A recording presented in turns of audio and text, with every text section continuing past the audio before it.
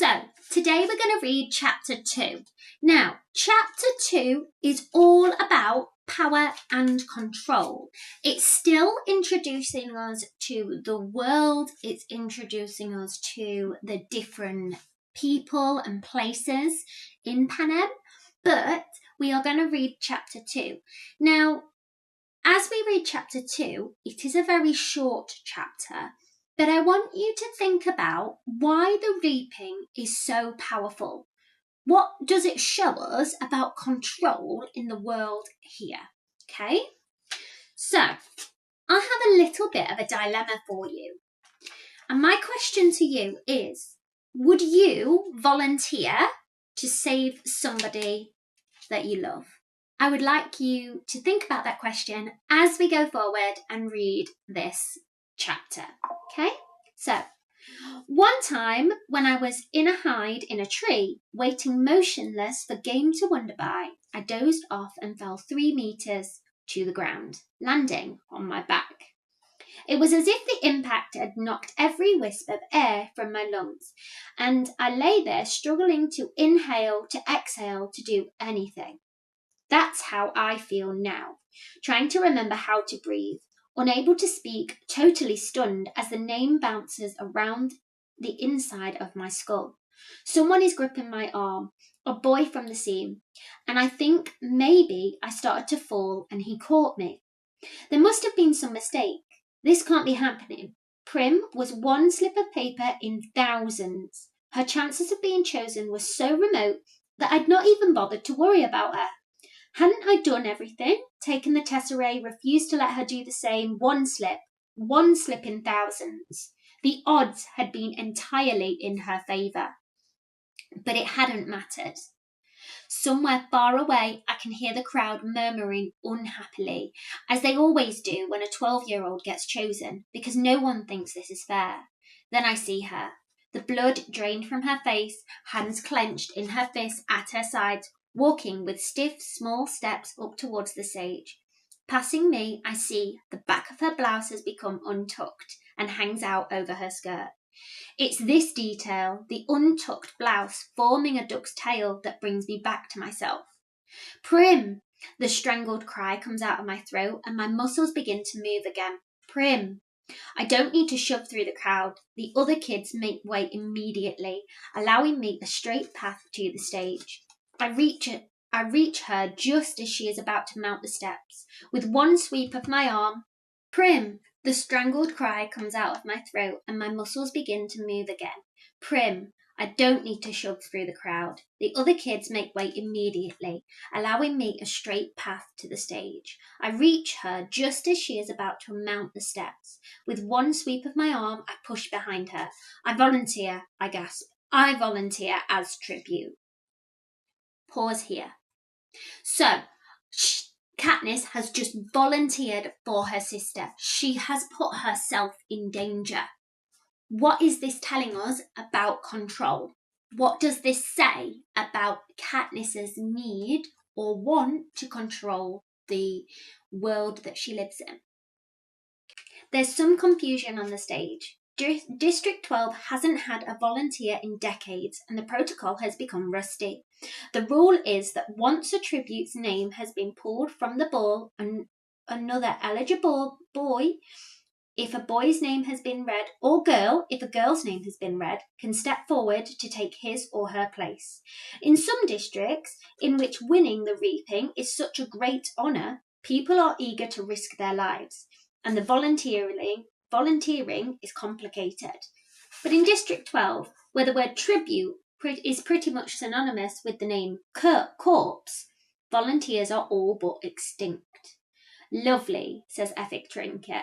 But I believe there's a small matter of introducing the reaping winner and asking for volunteers, and if someone does come forth, then we, She trails off, unsure of herself. What does it matter, says the mayor. He's looking at me with a pained expression on his face. He doesn't know me really, but there's a faint recognition there. I am the girl who brings the strawberries, the girl his daughter might have spoken to on occasion. The girl who 5 years ago stood huddled with her mother and sister as he presented her, the oldest child, with a medal of valour. A medal for her father, vaporized in the mines. Does he remember that? What does it matter, he repeats gruffly. Let her come forward. Prim is screaming hysterically behind me. She's wrapped her skinny arms around me like a vice. No, Katniss, no, you can't go. Prim, let me go, I said harshly, because this is upsetting me and I don't want to cry. When they televise the replay of the reapings tonight, everyone will make note of my tears and I'll be marked as an easy target, a weakling. I will give no one that satisfaction. Let go. I can feel someone pulling her from my back. I turn and I see Gale has lifted Prim off the ground. She's thrashing in his arms. Up you go, Catnip, he says, in a voice he's fighting to keep steady, and then he carries Prim off towards my mother. I steel myself and climb the steps. Well, bravo, gushes Effie Trinket. That's the spirit of the games. She's pleased to finally have a district with a little action going on. What's your name? I swallow hard. Katniss Everdeen, I say. I bet my buttons that was your sister. Don't want her to steal all the glory, do we? Come on, everybody. Let's give a big round of applause to our newest tribute, trills Effie Trinket. I want you to really concentrate on what happens in this next paragraph. How do the rest of District 12 react to this happening? To the everlasting credit of the people of District 12, not one person claps. Not even the ones holding the betting slips, the ones who are usually beyond caring. Possibly because they know me from the Hob, or knew my father, or have encountered Prim, whom no one can help loving. So instead of acknowledging applause, I stand there, unmoving, while they take part in the boldest form of any dissent they can manage, silence, which says we do not agree. We do not condone. All of this is wrong. Then something unexpected happens. At least I don't expect it, because I don't think of District 12 as a place that really cares about me. But a shift has occurred. Since I stepped up to take Prim's place, and now it seems I have become someone's precious. At first one, then another, then almost every member of the crowd touches the 3 middle fingers of their left hand to their lips and holds it out to me. It's an old and rarely used gesture of our district, occasionally seen at funerals. It means thanks. It means admiration. It means goodbye to someone you love. So remember, as we read, District 12 is not happy about the decision, and they've made a decision to stand with the tribute. Now, I'm truly in danger of crying. But fortunately, Haymitch chooses this time to come staggering across the stage to congratulate me. Look at her, look at this one, he hollers, throwing an arm around my shoulders. He's surprisingly strong for such a wreck. I like her. His breath reeks of liquor, and it's been a long time since he's bathed. He can't think of the word for a while. Spunk, he says triumphantly. More than you, he releases me and starts to the front of the stage. More than all of you, he shouts, pointing directly into a camera. He's addressing the audience, or is he so drunk he might actually be taunting the Capitol? I'll never know, because just as he's opening his mouth to continue, Haymitch plummets off the stage and knocks himself unconscious. He's disgusting, but I am grateful. With every camera gleefully trained on him, I have just enough time to release the small choked sound in my throat to compose myself. I put my hands behind my back and stare into the distance. I can see the hills I climbed that morning with Gale. For a moment I yearn for something. The idea of us leaving the district, making our way in the woods, but I know I was right about not running off, because who else would have volunteered for Prim? Haymitch is whisked away on a stretcher and Effie Trinket is trying to get the ball rolling again. What an exciting day, she warbles as she attempts to straighten her wig, which has listed severely to the right. But more excitement to come. It's time to choose our boy tribute. Clearly hoping to contain her tempestuous hair situation, she plants one hand on her head as she crosses to the ball that contains the boys' names and grabs the first slip she encounters. She slips back onto the podium, and I don't even have time to wish for Gail's safety when she's reading the name Peter Melark. Peter Melark. Oh no, I think, not him, because I recognise that name. Although I have never spoken directly to its owner, Peter Melark. No, the odds are not in my favour today.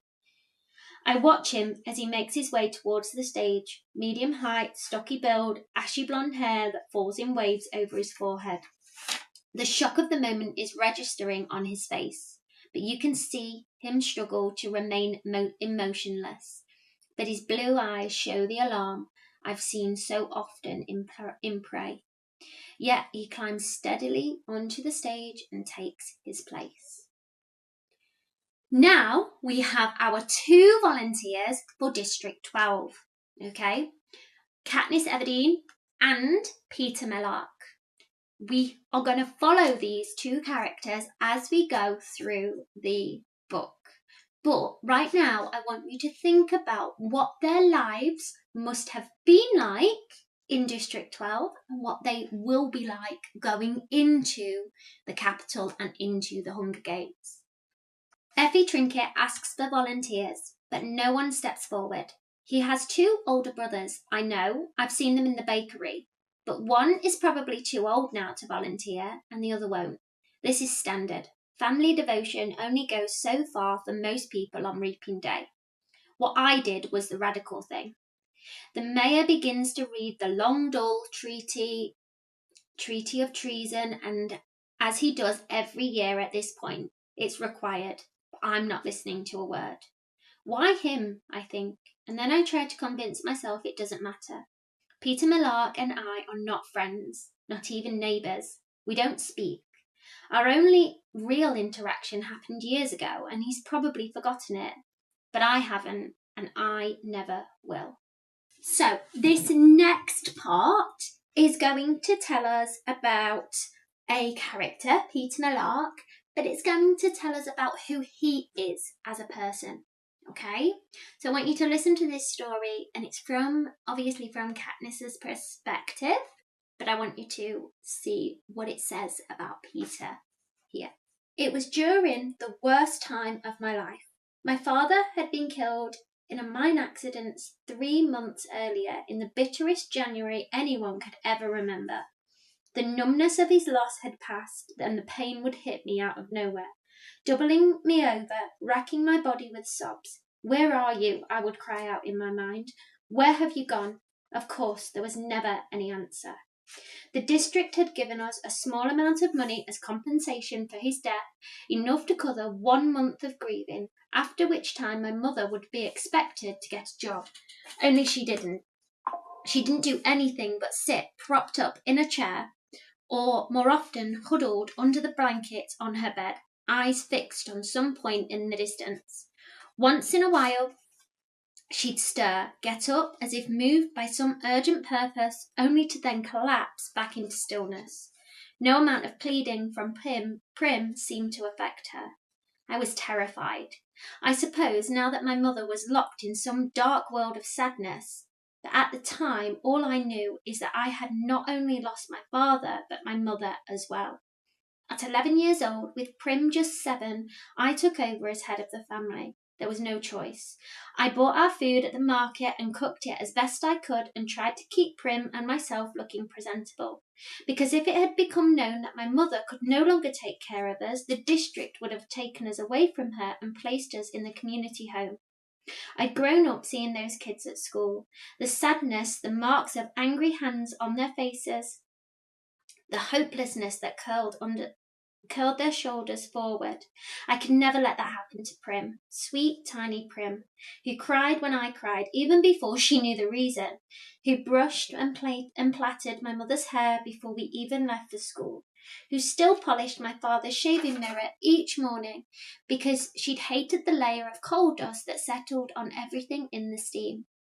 The community home would crush her like a bug. so I kept our predicament a secret. But the money ran out, and we were slowly starving to death. There was no other way to put it. So I kept telling myself, if I could only hold out until May, just the 8th of May, I would turn 12 and be able to sign up for the tesserae and get that precious grain and oil to feed us. Only there were still several weeks to go, where we would well be dead by then. Starvation is not an uncommon fate in District 12. Who hasn't seen the victims?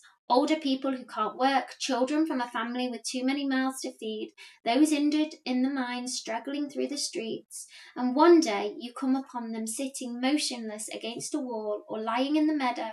You hear the wails from a house, and the peacekeepers are called in to retrieve the body. Starvation is never the cause of death officially, always the flu or exposure to pneumonia, but that fools no one.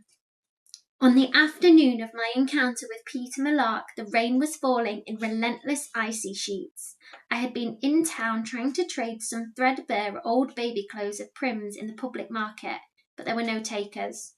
Although I had been to the Hob on several occasions with my father, I was too frightened to venture into that gritty place alone. The rain had soaked through my father's hunting jacket, leaving me chilled to the bone. For 3 days we'd had nothing but boiled water with some old dried mint leaves I'd found in the back of a cupboard.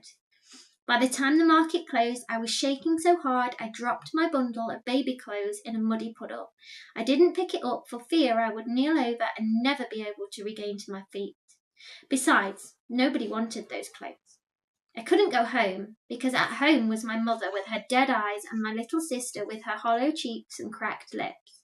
I couldn't walk into that room with smoky fire from the damp branches I had scavenged at the edge of the woods after the coal had run out, my hands empty of any hope. I found myself stumbling along a muddy lane behind the shops that served the wealthiest townspeople. The merchants live above their businesses, so I was essentially in their back gardens. I remember the outlines of the garden beds, not yet planted for spring. A goat or two in a pen, one sodden dog tied to a post, hunched in defeat in the muck. All forms of stealing are forbidden in District 12, punishable by death. But it crossed my mind that there might be something in the rubbish bins, and those were fair game. Perhaps a bone at the butcher's, or rooted vegetables at the grocer's, something no one but my family was desperate enough to eat. Unfortunately, the bins had just been emptied. When I passed the baker's, the smell of fresh bread was so overwhelming I felt dizzy. The ovens were in the back, and the golden glow spilled out of the open kitchen door. I stood mesmerized by the heat and the luscious scent until the rain interfered, running its icy fingers down my back, forcing me back to life. I lifted the lid on the baker's rubbish bin and found it spotlessly, heartlessly bare. Suddenly, a voice was screaming at me, and I looked up to see the baker's wife, telling me to move on, and did I want her to call the peacekeepers and see how sick she was, having the brats from the scene pouring through her rubbish. The words were ugly, and I had no defence. As I carefully replaced the lid and backed away, I noticed him. A boy with blonde hair peering out behind his mother's back. I had seen him at school. He was in my year, but I didn't know his name. He stuck with the town kids, so how would I? His mother went back to the bakery grumbling, but he must have been watching me as I made my way behind the pen that held their pig and leaned against the far side of an old apple tree. The realization that I had nothing to take home had finally sunk in. My knees buckled, and I slid down the tree trunk to its roots. It was too much. I was too sick and weak and tired. Oh, so tired.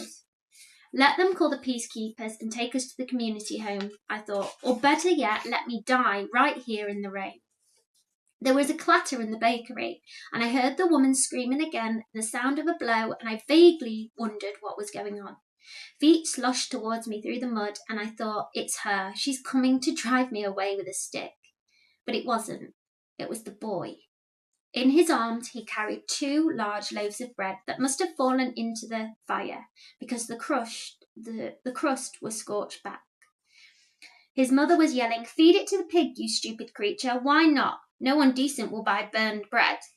He began to tear off chunks from the burned parts and toss them into the trough, and the front bakery bell rung and the mother disappeared to help the customer. The boy never even glanced my way, but I was watching him because of the bread, because of the red welt that stood out on his cheekbone. What had she hit him with? My parents had never hit us. I couldn't even imagine it. The boy took one look back at the bakery as if checking that the coast was clear, and then his attention back on the pig. He threw the loaf of bread in my direction. The second quickly followed, and he sloshed back to the bakery, closing the kitchen door tightly behind him. I stared at the loaves in disbelief.